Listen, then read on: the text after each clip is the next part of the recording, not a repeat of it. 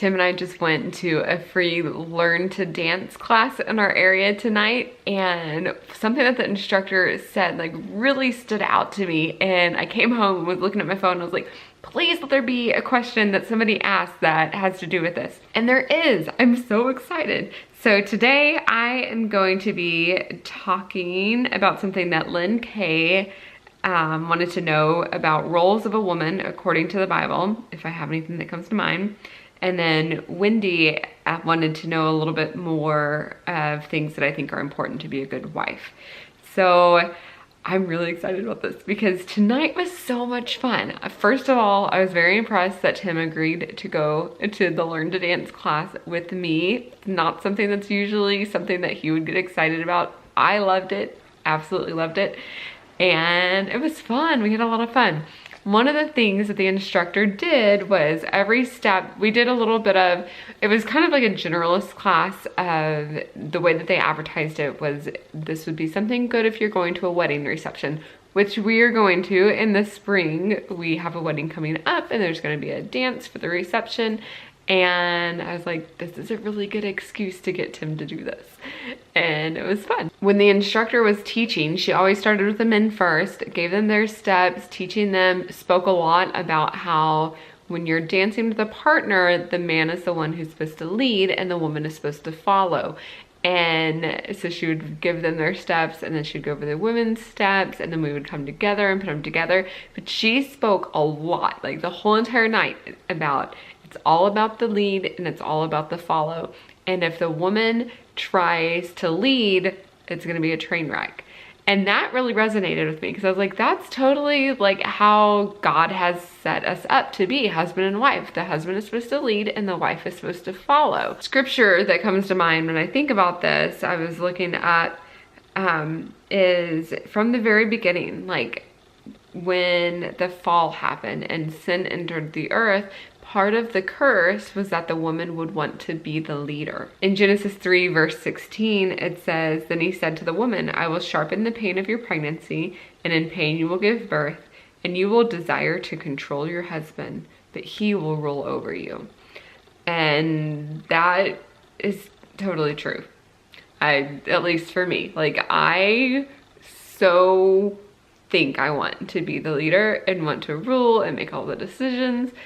But honestly, like things go so much better when I step back and let Tim lead, which brings me to Ephesians 5:33 says, so again I say, each man must love his wife as he loves himself, and the wife must respect her husband.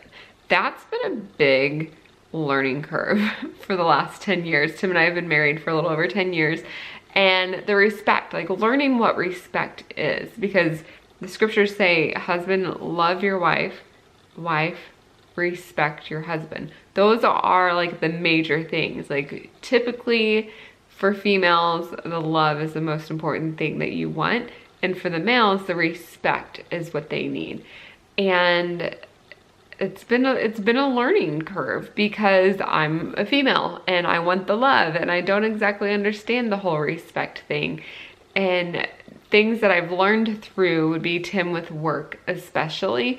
There was a time when he was unemployed and started working for himself, and like the first time he did this and started trying to be an entrepreneur on his own, I totally didn't get it. I was not supportive. I was really naggy, and I just was constantly saying like, do I need to go out and work? Like, do I need to bring in an income? Are you gonna be able to do this? And was just horrible. I was not respectful at all. I wasn't uplifting him. I wasn't encouraging him in what he was doing. And thankfully I got a second try at it. And the second time around, I knew to be supportive of him. I knew that he was working hard and he was gonna work the hardest he could to provide for our family. And it meant a lot to him. And so I knew that I needed to come alongside of him and respect him by supporting him in what he was wanting to do, instead of nagging and getting frantic about our budget and everything. I knew that he was always thinking about it and he was going to take care of us. And so I just had to trust him with that and respect him and encourage him. And I'm so thankful to say that I've had friends go through the same thing of, what do I do? And freaking out inside because this is totally new territory the first time around. And I got to say, you know what? He needs you to cheer him on. He needs you to encourage him, be by his side. He's stressed out about this. He knows what he needs to do and he's gonna do it, but he'll do it so much better if you can support him and encourage him and respect him in this. I'm not necessarily getting into roles of like gender roles in the Bible of who's supposed to do what. For me, it's mostly like being who I'm supposed to be, and Proverbs 31 is always a big verse, I feel like, of a righteous woman. And although things are a little bit different, like in verse 13, it says, she finds wool and flax and busily spins it. I don't do that. I do enjoy quilting, but I don't think every woman has to be like making blankets for their family and everything. But one thing that I didn't have pointed out, Tim's the one that pointed out to me actually a few years ago, when he was midrashing through scripture with some other men, somebody pointed out that in verse 15, it talks about the first thing that a woman does when she wakes up in the morning. It says she gets up before dawn to prepare breakfast for her household and plan the day's work for her servant girls.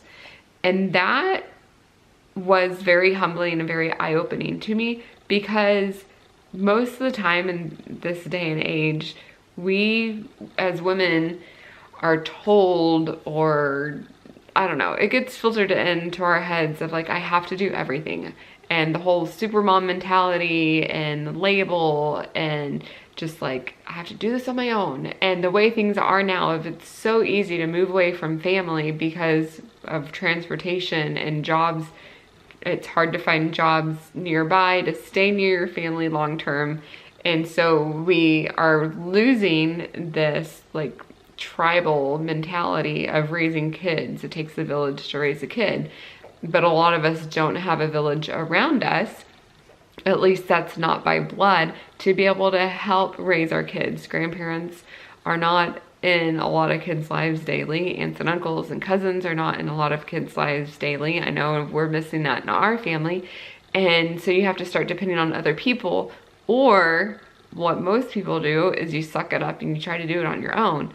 And so when we were pregnant with the twins, we had to hire a nanny. And thankfully, we had the perfect person for it. It was a girl that I have known since she was in junior high, and she's been around our family. She's learned how our household works and how we discipline our kids, and she just has known us really well.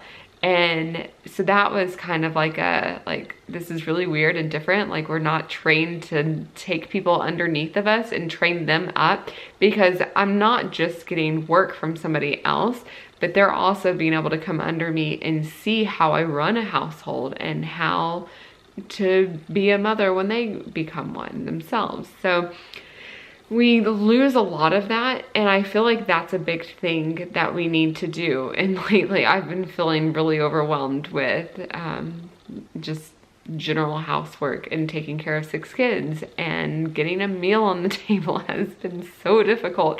So I've been thinking again lately of like, I feel like it might be time to bring somebody else into our family life and get help from them, but also start showing them how our family functions and give them a little bit more detail in that. So I think we lose a lot of that, of women teaching other women, and it's important to try to have somebody ahead of you that's mentoring you. Thank you, Lynn and Wendy, for your questions. If any of you have questions, please comment below and ask them. I have a list of questions from you guys that I am so excited to get to and to answer, and I'm answering the ones that kind of have a couple of people asking about those. You're also welcome to ask new questions, so comment those below and I'll add them to my list and get to them whenever it happens. Because like this week, I usually don't like try to make a topic happen, but I try to fit in whatever God's teaching me at the moment and fit that in with a question that y'all have asked, and just kind of mesh that together. Because I get a little bit more excited if it's like, hey, this happened and it made me think of this and you asked about this, so let's speak into that. So it's just fun. I enjoy that. I hope you enjoy this. And if you did, please give it a thumbs up, subscribe if you're not already, and share this with a friend that you think would benefit from this as well. Comment below and share other scripture that you have that you hold on to on how you shape your role as a woman, as a wife, as a mom, as a daughter, as a sister, and let's share those with each other. I'll see you in the comments and I'll see you next week. Bye.